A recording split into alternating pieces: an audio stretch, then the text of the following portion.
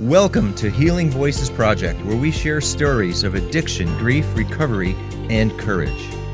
And also from people who work every day in the field of substance abuse who discuss their experiences and advice. I'm Mike Tourville, your host. Thank you all for joining us.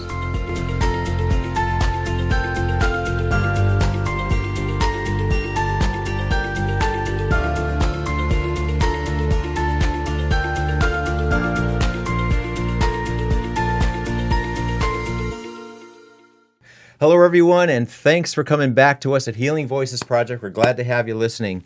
And if you have been listening all along, you know that we have different people offering different perspectives. We have counselors, we have clinicians, we have parents, siblings, and certainly we have the addict or person who is going through alcoholism themselves, people in recovery. We have all different points of view.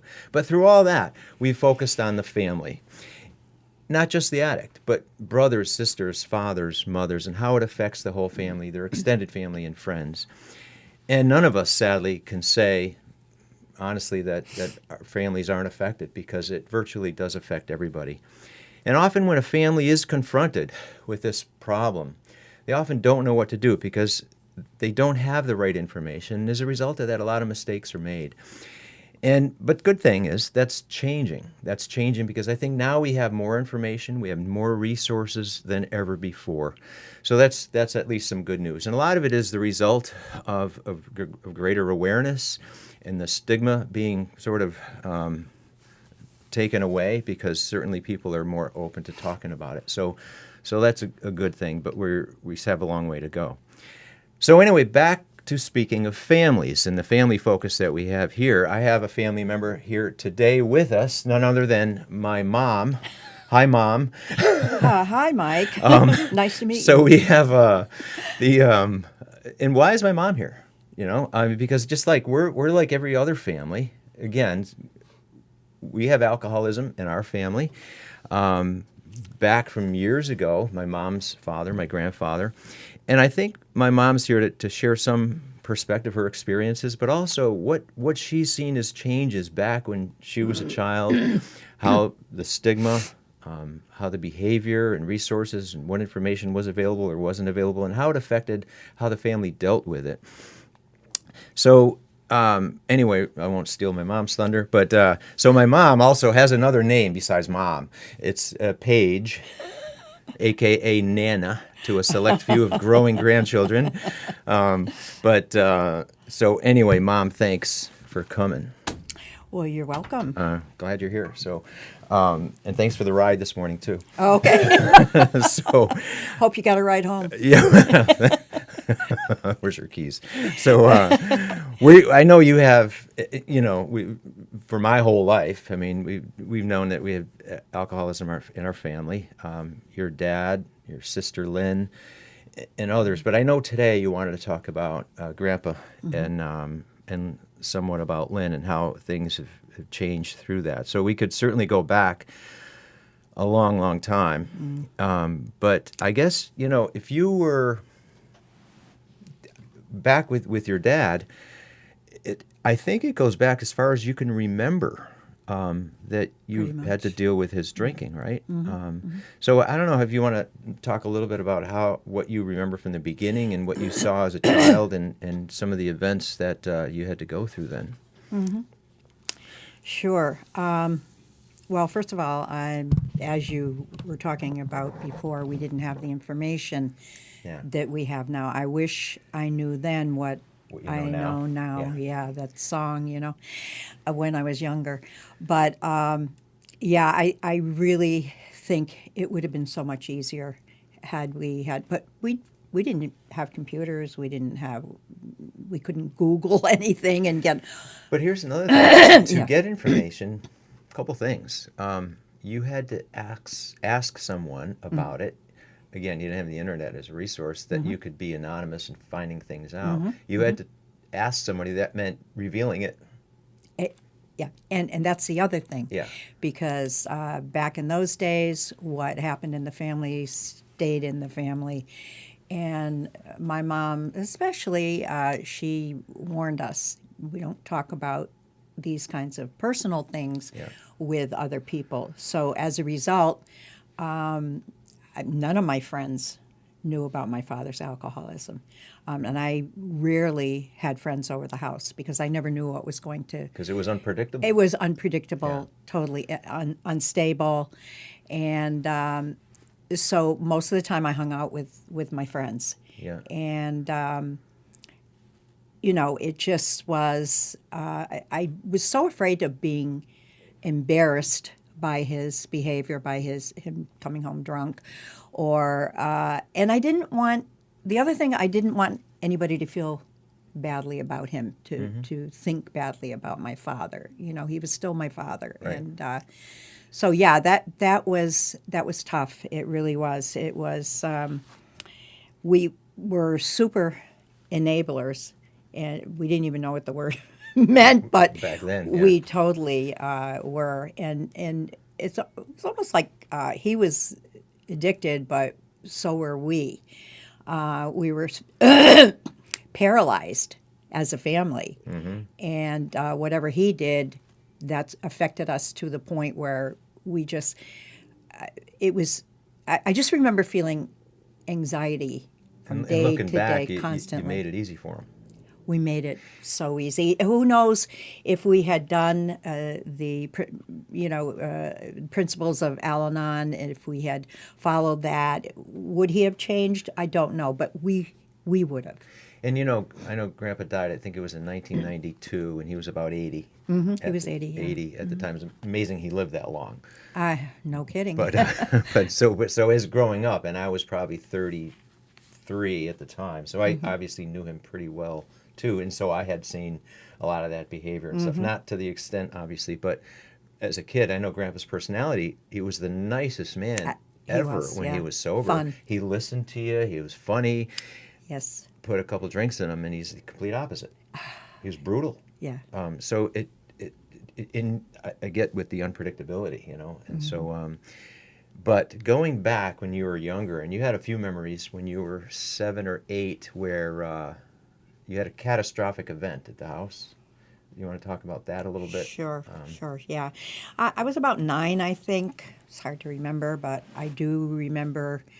My father smoked heavily, and it was, you know, he had a chair in the living room we sat in, and it was like a lazy boy, I think, and he always sat in that chair, and he would fall asleep in that chair.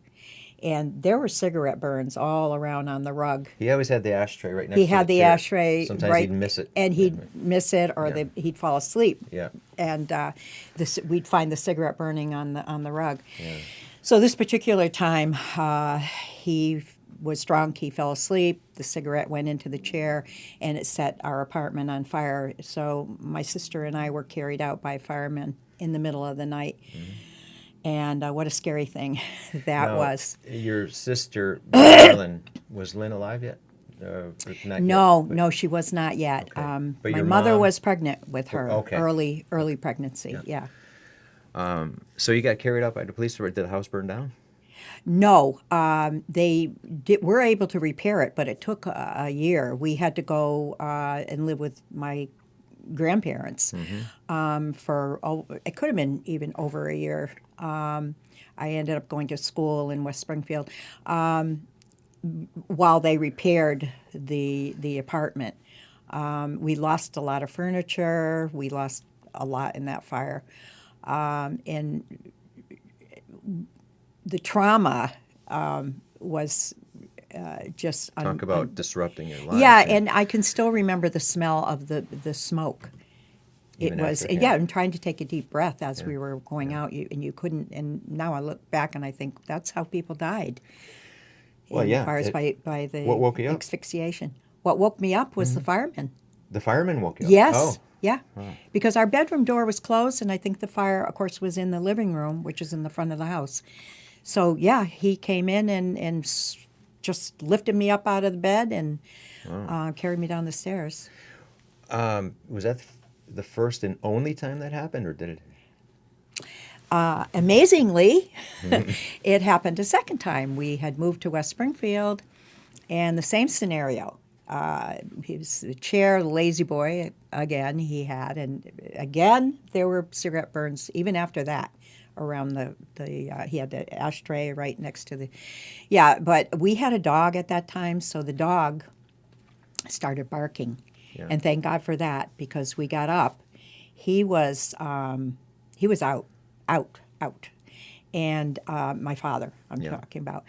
And so my sister and my mother and I were able to drag the chair, which was on fire, by the way, out the back door and throw it in the backyard, which is, as I said, the dog saved us, because who knows what would have happened in that case. Wow. And the interesting thing is my father, after those incidents, never would talk about it.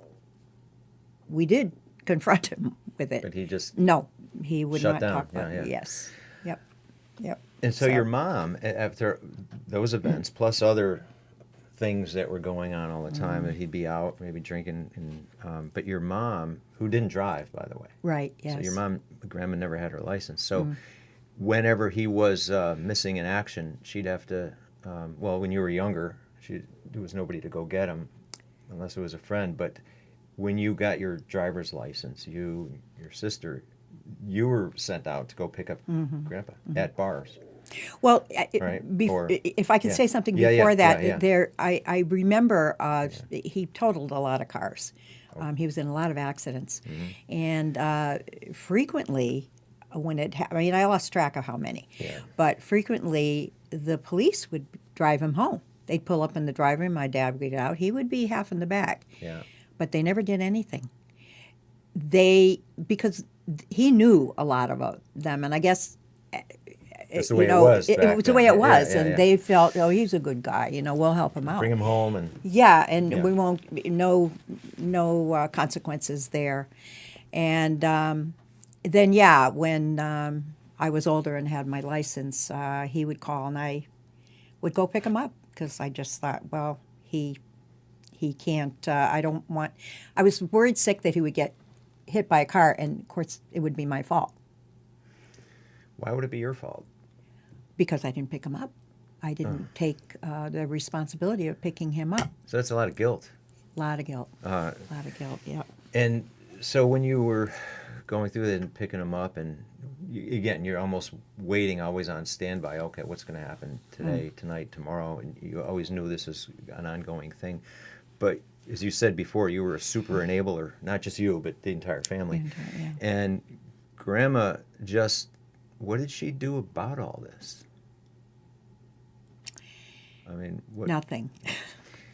But again, and not trying to fault her, but I know you had some resentment because you couldn't help it, because why is she allowing this? But what do you think, with the knowledge she had, what choices did she have?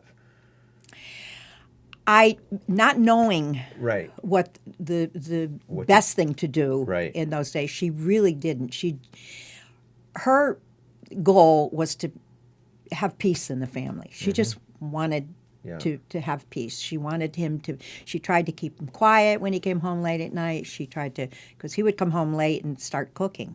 That was a Dangerous, too. worry, Yeah, because yeah. he had set the house on fire Right. numerous times. So she would have to get up, and they would argue. There was always the arguments. And another thing I remember is not.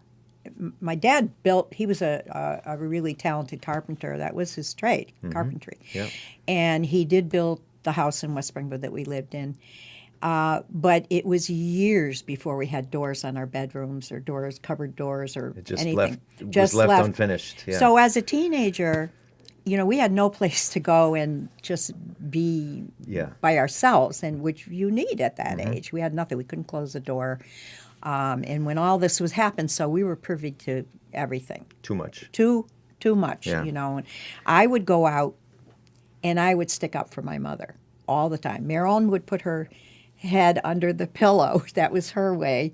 But my way was, I felt like I needed to stand up for her. And so it was not good, because it just started. Yeah. It got worse because I felt like I had to do that. Yeah. So. But she didn't have, she was trying to keep peace in the family, and she didn't have much independence, being that she didn't drive. So she had to rely on other people to She did, just yes. wait for him to come home. Yep, And yep, that was yep, that. yep. So as this went on, you said Grandpa had cracked up a lot of cars, and I remember some of that. Yeah. But again, you didn't know what you didn't know. I mean, you sort of all just dealt with it. You didn't talk about it, not even in the family. Not even in the family. No. But there was another event back in the early 70s, I think, right? When he went out one day. So that was, you want to talk about that? The event where he lost his license. Yeah, it's interesting because I happened to be, I was married Yeah. at that time, but I happened to be at the house, at my mother's house, my dad's house, when he came home one night, and it was, I would say, maybe 8:30, 9 o'clock. It wasn't too late, but I saw the police car come in, and my father came in, and he had broken his wrist. He was all swelled up, and he was still, you could tell he had been drinking. Yeah. And he said to me, I don't know, he said, I don't know, we had an accident on Monastery Avenue, he said, and I don't know, I'm worried. He said, I don't know if the guy's alive. He said, he didn't look alive to me. And I remember thinking, oh my God, Dad, what the heck, blah, blah, blah. So anyway, then the next day, he went to the ER, I guess, and had his wrist in a cast. And I remember calling the hospital every day to find out how this guy was. And in those days, they would tell you.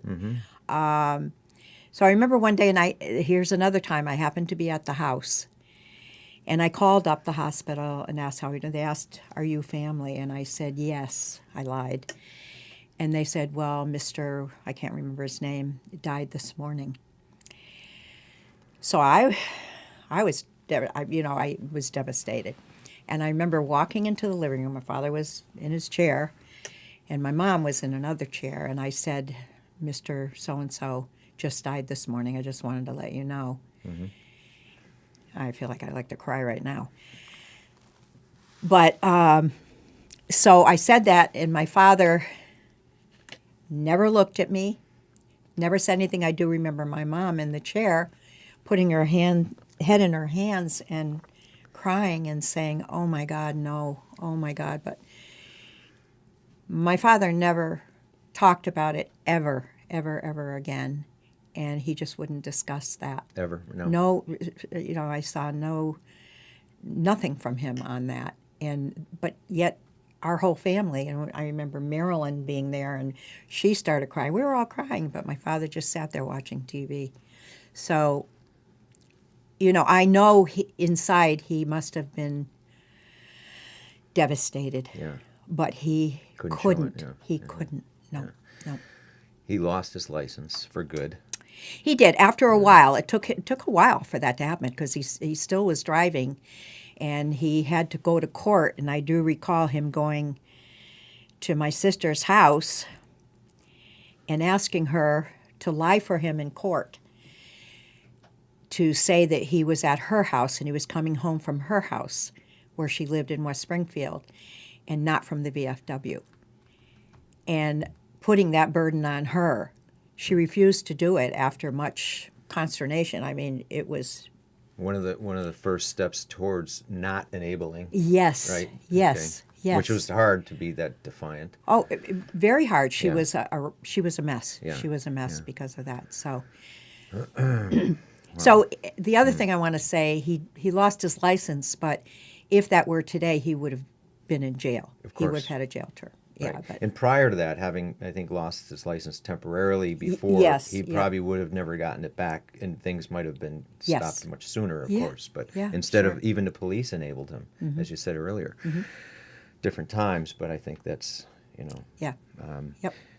So as time went on, I know Grandpa drank for a while, but I know that as a family, though, you, Marilyn, and now your younger sister, Lynn, was growing up, and you all found out about Al-Anon. Yeah. Yeah, I think it was through my mother, actually. I think somebody told her about it. I think it was the church she had started going to, and somebody told her about it. So we did. We all went. What'd you learn from that? Oh, boy. We learned that we did everything right across the board wrong. Really? Yeah. And one of the things both Marilyn and I noticed when we were at the meeting for the first time was how many people were there and were in the same circumstances as us. We And did at not. this time, you were probably going, my goodness, we're not the only ones. Exactly, Yeah. exactly. Yeah. It was a shock. It Yeah. really was a shock. And another, it was comforting too to think, oh my God, we can. We felt okay to share, To talk. And, to talk Yeah. there because of that. Because of all the years of pent up, keep this in the family. Yes. Yeah. Really. Yeah. Really. Yeah. So we learned a lot. And as I said, I wish we had known about it sooner.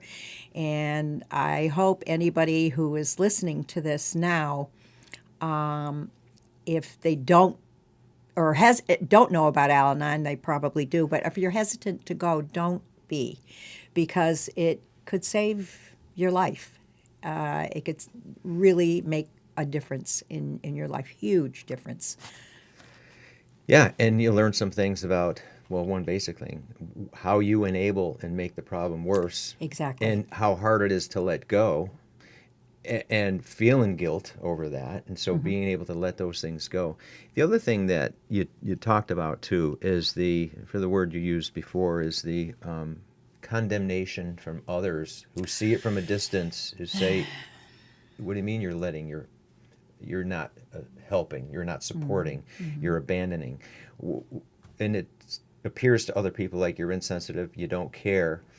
And we'll talk about that a little bit more later. But the thing is, this is a part of that, which you learn. To say, you got to be strong to say, hey, it's not our problem to suffer through. Yeah. Yeah. It's his, and letting go is something you've learned over time, but it's easier That's said the than healthy. done. Yeah. That's the healthy thing to do. Yeah, yeah. We were so unhealthy, our whole family. Yeah. And we still suffer from the repercussions of that. Of course. So, yeah.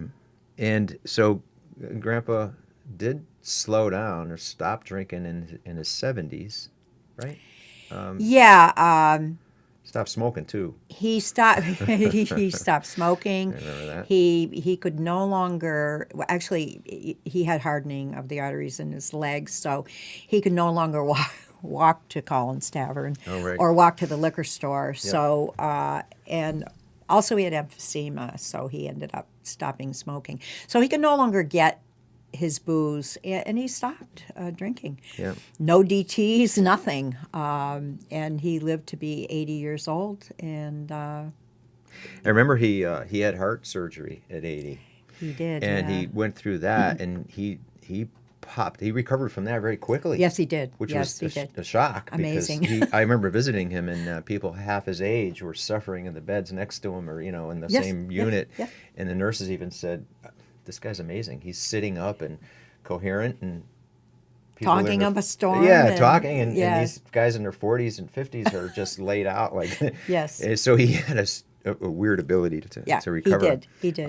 And I remember, too, you brought back a few memories, because I remember when I had my driver's license, and I was 16, 17, 18, and Grandma, and they didn't live far from us. They lived maybe a mile from us, if that. You know. And so Grandma would call and say, Mike, could you go get your grandfather? And I knew where. She didn't even have to say, oh, he's at Collins, or he's at the VFW, or he's at, but Collins was the shortest route, closest anyway.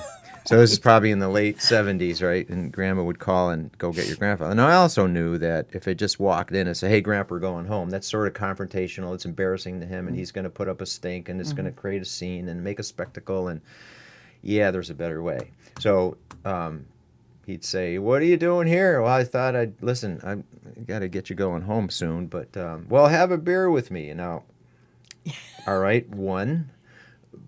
I'm looking at the clock and drinking my beer, kind of to nudge him along and say, hey, come on, keep up with me, wanting him to finish his beer as quickly as to get out of there, right? So he felt at least a little comfortable to go along with what I said and say, after this beer, Grandpa, I got to get you home because I have to go to work. I have to go. I have an appointment. I didn't, but I had made him to think we got to get out of here. Sure. So he complied after being able to have that one more beer with me, and then he'd go home. It was better than fighting with him. So many times I'd just bring him home and peace. But it was a bit of an ordeal, though. Well, it was an ordeal. Something you But it was really one didn't want to ordeal do. versus another ordeal. The ordeal of having to argue with him publicly about Exactly. getting him home and dragging Yeah. his ass out of there, or having a beer. I opted to have a beer. Yeah. So there you go.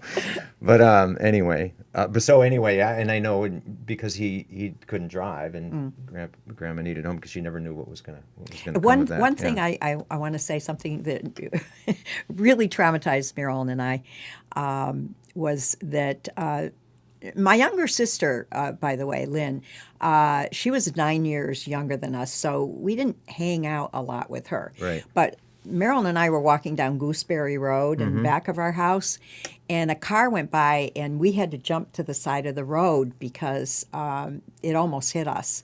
And I remember, and then we found out it was my father. Oh my! Wow. Yes, he almost hit us, and so yeah, we both remember that because it was so scary.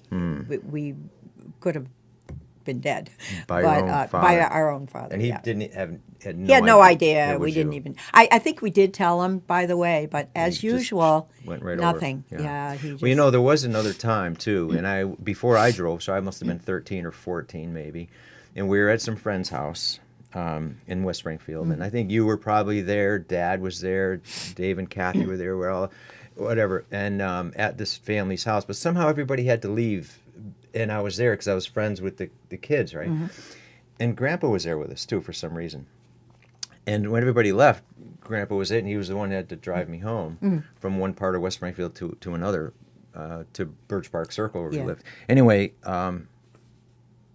it was time to go, and Grandpa was drunk, and he staggered out to the car, and I'm looking at him, I'm like, I have to get in the car with him?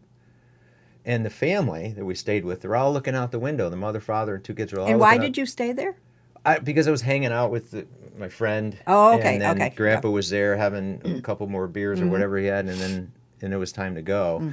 And the family just looked out the window like, wow, well, good luck. I wonder if they'll make it home.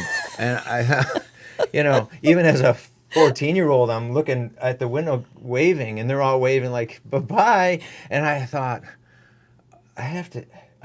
nobody seemed to care. You could have walked home. I could have walked home, but more I easily. didn't think, so we get in the car, and there's a direct route from near Fawsey School to Birch Park Circle Yeah. at the time, and it's not that far. But somehow we ended up on Route 5. Somehow we ended up by Elm Street, and then Grandpa was on the wrong side of the road. He's turning where he shouldn't be. There's people are swerving out of the way, beeping horns, flipping her finger out the window, and I'm like screaming, Grandpa, that's the wrong side. Oh, well, the hell with them. And it was everybody else's. And we're circling around in places on Route 5 going the wrong way. Oh, my God. It was horrible. Somehow we wiggled our way home, which probably took half an hour. What normally should have been a 5-minute ride. I got home, and I was never so glad to just be home. I got out of the car, and I went in the house. Nobody was home because I think you guys all had somewhere to go. Yeah.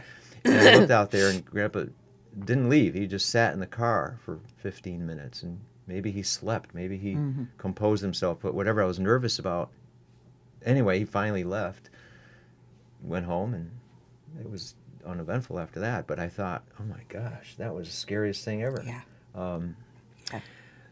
Yep. So anyway, this went on. So thank God he stopped. Yeah. But I know we could get into more. But you mentioned Lynn, and I know your sister Lynn also had things she went through, but not just she, but you, the family went through with Lynn.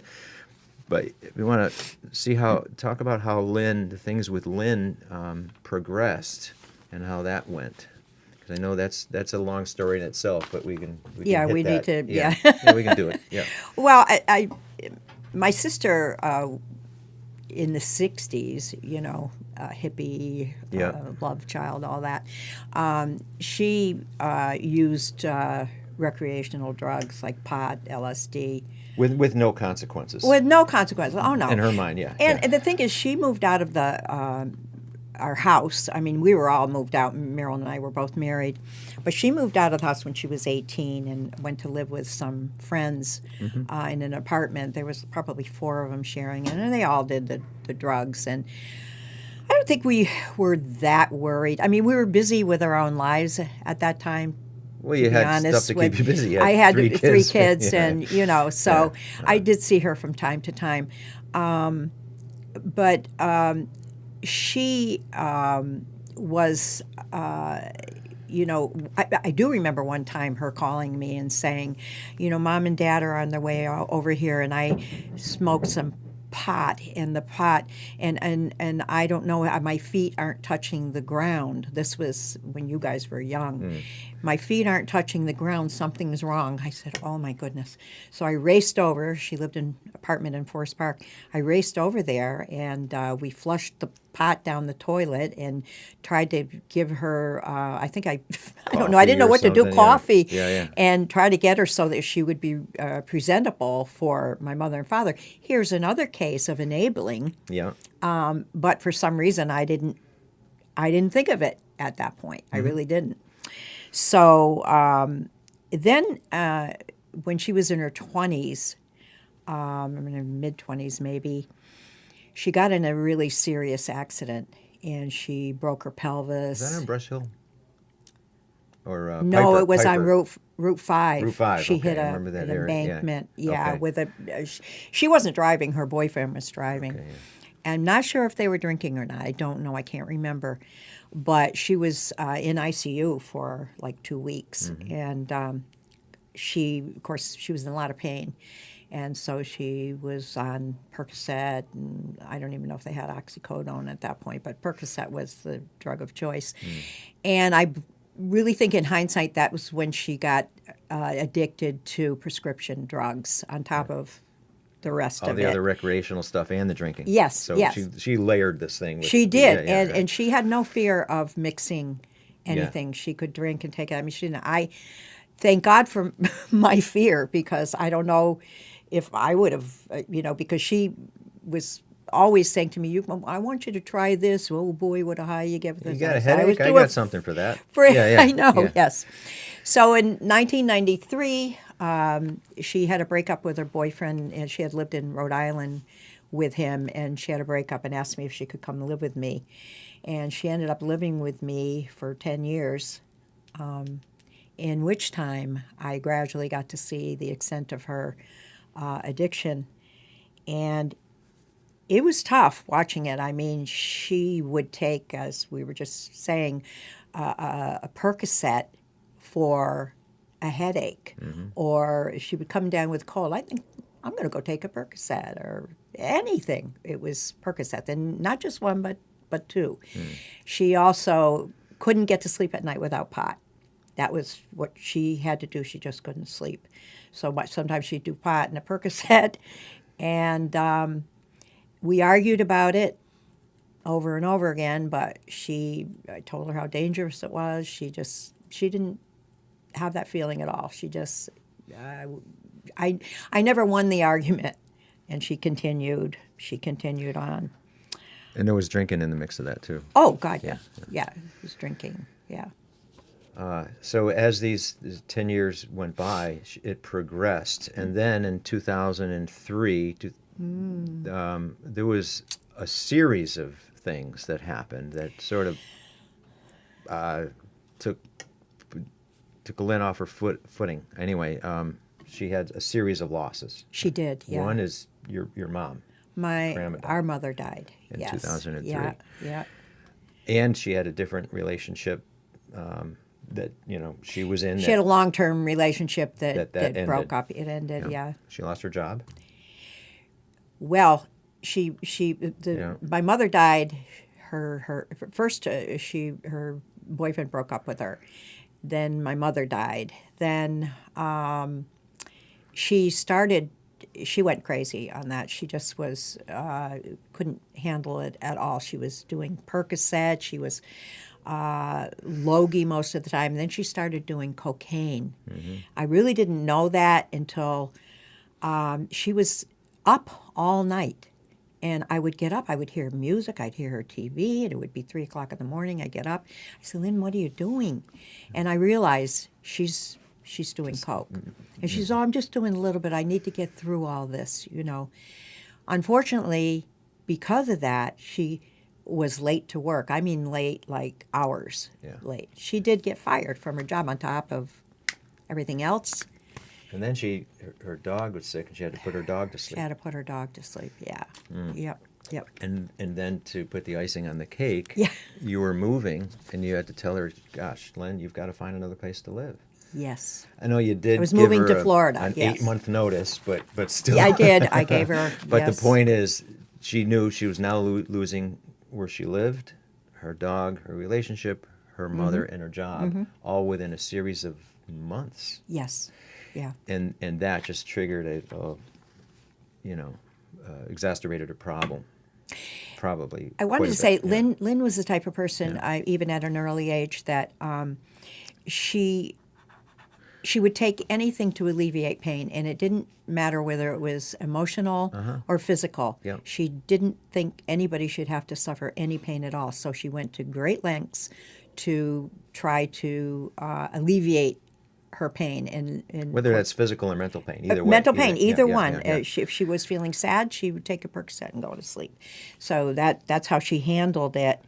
And when all this happened, she just went really to the point where drugs were right across the board. She just was.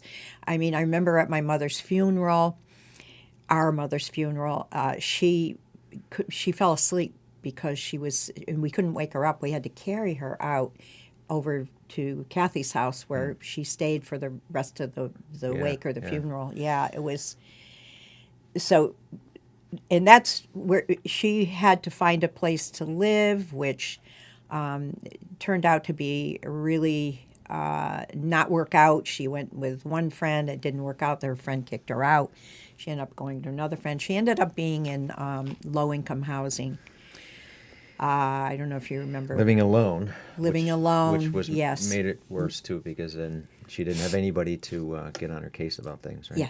Yes. Yep. Now, when she lived alone for a while, and then everybody was obviously aware of the problem, we had a family intervention. We did, yes. And what was your thoughts about how that went? It didn't go well with her. I mean, we all did our best, I think, but it didn't go well. She was so angry about it, and she never let go of that anger. She really didn't. Because, of course, I drove her there, and I told her it was, I don't even remember if it was a birthday party or whatever it was, but she never, I don't think she ever forgave me for that. So she didn't get it. No, but then after that, it was, you're trying to encourage her to go to rehab, and it didn't work. And then eventually she said, okay, maybe just to satisfy everybody. Sure. She decided to go to rehab, and that went back and forth a few times. Yes, right? it did. Yeah. So in and out of rehabs here and there. And then as years went by. Yes. And then it became where you, I say this right, tried to support her, and use that word again, enabling her. But then it got to a point where you had gotten some advice from about letting go. And was that through Al-Anon, or was that through a different group that you finally said, okay, we're doing this wrong, we're enabling her? How is it you came to realize that you weren't taking the right approach? Well, Al-Anon, I think looking back to Al-Anon, also I think church, and just talking to pastor, talking to Marilyn. My sister Marilyn was very active in Celebrate Recovery. And we just, I think one of the things with Lynn is because she became so ill. She had one thing after another happen to her, not just emotionally and mentally, but physically. Yeah. She had some real serious problems.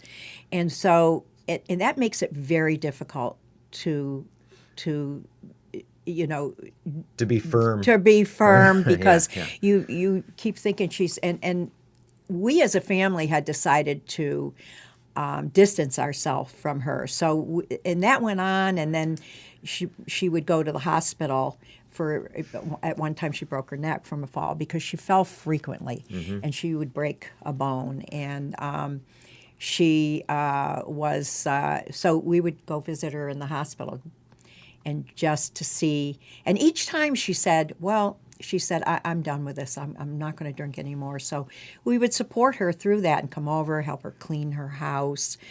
She was mostly during that time bedridden. And when I say that, she was on the couch because, and she really couldn't do it herself. So we did that. And then we would come over there and find bottles. Somehow she'd drag herself Off the couch into the liquor store. Where she got hit by a car one night. And she broke all kinds of bones in her leg. And so that was one of the last things that happened to her. But she ended up falling one more time after that, and we were called by the hospital, and we went there, and while she was there, they discovered she had lymphoma. And unfortunately, because of her poor health, because of her drugs and alcohol use, they were unable to treat her. They couldn't do chemo, and they suggested palliative care. So I am thankful that we, as a family, got to be with her during those last I remember hours. visiting her, and it was good in that respect. Yes. Right, because there was times that we hadn't talked to her for a while, Yes. but to have everybody at least have a chance to talk with her and connect with her, and she felt better about that. And let too. her know that we loved her, Right. that we cared about her. Yeah, I think that was important. One of the things I think we wanted to talk about was the condemnation of... Yeah, and that is Yeah. true, because afterwards, or even during it, but I know afterwards, and this has come up many times with other people I've spoken with too, is when the family enables for a while and they've exhausted every effort and find out some advice is to just let go. It's you can't have this devastate the entire family. Let the person either hit their bottom, let the person work this out. You have to detach. Easier said than done, of course, but that's the advice. So you did that. You followed that advice, and you said, okay, let's let this take its course and see if she can pull out. But there's others that have the perception, only knowing part of the story, that you get the word condemnation from others who see it not as clearly, haven't been involved every day, but you're looked at as just compassionate, you're insensitive, you didn't care, you didn't love this person, and that's not right. Yeah. One of the things is some of Lynn's friends just were very angry because they thought that we abandoned her. But I actually have to say that Lynn did tell them that my family abandoned me, and so and they didn't understand the principles of Al-Anon, the principles. Excuse me. And so we were the bad people. I met some people in Home Goods that I couldn't figure out why they were giving me daggers. I hadn't seen them in years, Lynn's friends. Yeah. And oh man, they were just, and I found out later from another friend that they had told her that how terrible Lynn's family was, that they abandoned her when she really needed it, and maybe she wouldn't have had to die if we didn't abandon her.